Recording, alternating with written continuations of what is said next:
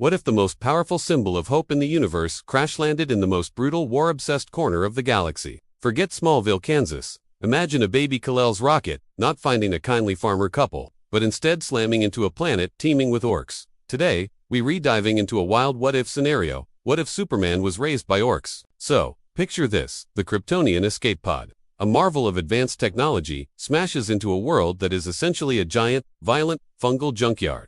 The impact alone would probably get the attention of the local boys.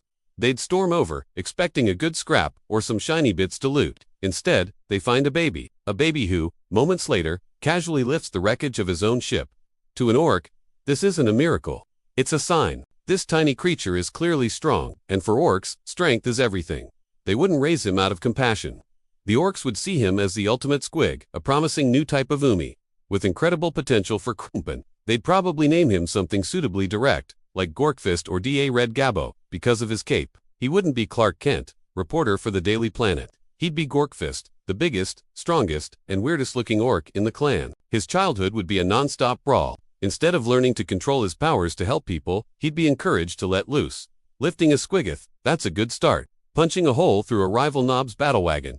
Now you're talkin'. His heat vision wouldn't be for welding ships or warming coffee. It'd be for melting enemy shitas. His super hearing would be perfect for locating the next big fight from miles away. The core of Superman's character is his morality, instilled by the Kents, but in an orc society, the only morality is might makes right. Gorkfist wouldn't be a symbol of hope. He'd be the ultimate weapon, a living embodiment of the orc gods, Gork and Mork. He'd be both brutally cunning and cunningly brutal. His understanding of justice would be simple. If you're strong enough to take it, it's yours. If you're not, you get stomped. Imagine the WAAAGH.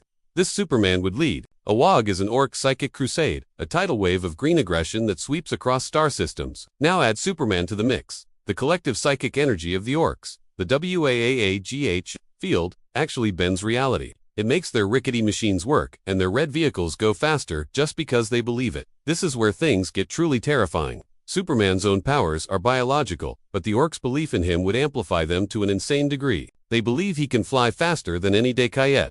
The WAAAGH energy would make it so. They believe his punches can shatter planets. The psychic field would coalesce around his fists, making that belief a reality. He would become a self-fulfilling prophecy of galactic destruction. He wouldn't just be Superman, he'd be a demigod of war, fueled by the faith of a trillion screaming green. His invulnerability would be legendary. He'd wade through seas of bolter fire, shrugging it off like rain.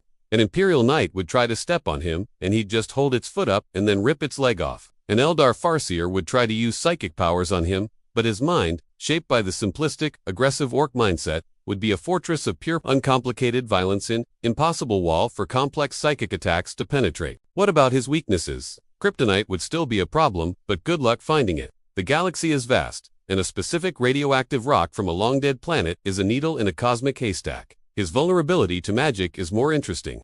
In the 40K universe, magic is the power of the warp. Would Gorkfist be susceptible to chaos, demons, and sorcery? Absolutely. But the orcs have their own psychic defense. Their sheer, overwhelming belief and numbers. A Tezenchin sorcerer might try to trick him, but how do you trick a mind that only wants to fight? Nurgle's plagues might try to infect him, but his Kryptonian biology, supercharged by the WAAAGH, would likely just burn it out. He'd see a demon prince not as a terrifying entity from the abyss, but as a big flashy git that's asking for a proper crumpin', and honestly, he'd probably win that fight. Let's think about the wider galaxy. The Imperium of Man would classify him as an unprecedented Xenos threat. The God-Bemperor on his golden throne might even stir. This isn't just a powerful orc, this is a force of nature wearing an orc face. The Adeptus Astartes, the Space Marines, would be deployed.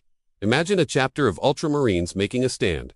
They're the finest warriors of humanity, but they'd be facing a being who can move faster than their targeting systems can track and hit harder than a thunderhammer. It would be a slaughter. The Eldar would see him as a harbinger of the final apocalypse, another catastrophe, on par with the birth of Slaanesh the Tyranids. They'd see the ultimate prize. A being with such incredible biological potential would be the single most valuable piece of biomass in the galaxy. A hive fleet would divert its entire course just to consume him and add his genetic code to their swarm.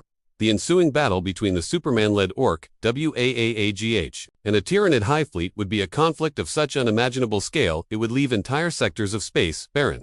But here's the most tragic part. Deep down, would any part of Kal-El, the being who was meant to be a symbol of good, still exist? Maybe in a quiet moment after a battle. Looking at a star that reminds him of Krypton's red sun, he'd feel a flicker of something other than the desire to fight. A strange sadness he couldn't name, but it would be buried under a lifetime of Ork conditioning. The voice of Jor-El, his Kryptonian father, encoded in his ship, would be a whisper lost in the roar of the WAAAGH.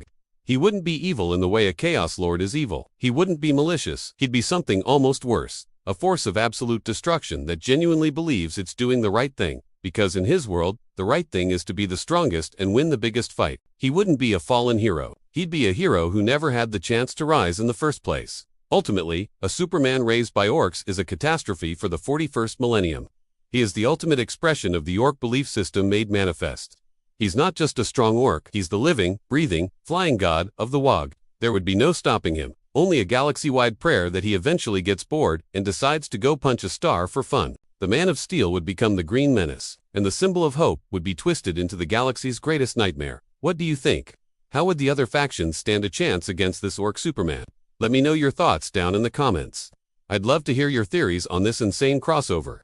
Thanks for watching, and if you enjoyed this galactic what if, be sure to hit that like button, subscribe for more, and ring that notification bell so you don't miss our next dive into the wild possibilities of our favorite universes. See you next time.